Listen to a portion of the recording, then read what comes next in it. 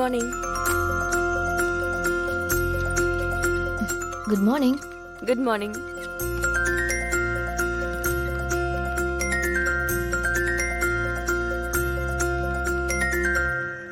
ஏய் நந்தினி,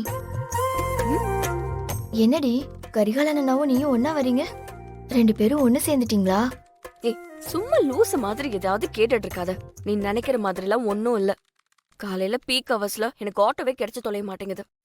ஆட்டோ கிடைக்காம நான் நின்னுகிட்டு இருந்தேன். கரிகாலன் வந்து ஒரே வீட்ல இருந்து ஒரே ஆபீஸ் தானே போறோம், ஒன்னாவே போலான்னு சொன்னா. அதான் அவன் கூட வந்தேன். மத்தபடி நீ நினைக்கிற மாதிரிலாம் ஒன்னும் கிடையாது. நீ சீக்கிரமா எனக்கு ஒரு வீடு பாரு. அவர் கூட இருக்கிறது தான் உனக்கு சேஃப்டி. நான் சொன்னா நீ கேட்க மாட்டேங்கிற. சரி பாக்குறேன். வேலையை பாருங்க.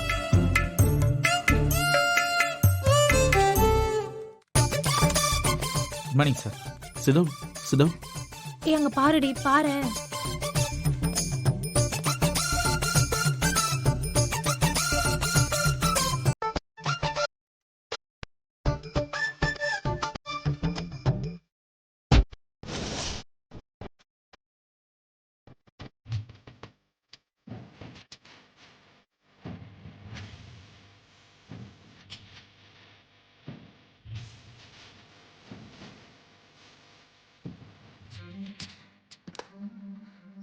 இவனுக்குலாம் இது தேவைதாண்டி.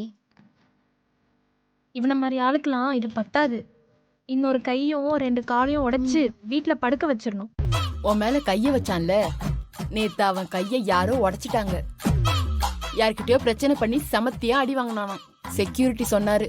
அடிச்சது வேற யாரும் இல்ல, அந்த கடவுள் தான். இந்த மாதிரி பொறிக்கங்களுக்கு கொடுக்க வேண்டிய தண்டனைய அந்த கடவுள் கொடுத்துட்டாரு. இவனை நல்லா தண்டிச்சிட்டாரு. இவனை மாதிரி ஆளுங்களுக்கெல்லாம் இது வேணும். எத்தனை பொண்ணுங்க மேல கை வச்சிருப்பான். இனி யார் மேலயும் கை வைக்க முடியாதுல்ல. சரி விடு, நீ ஒன்னும் கவலைப்படாத, எல்லாம் சரியாயிடும். நாம நினைச்ச மாதிரியே நடந்துருச்சு.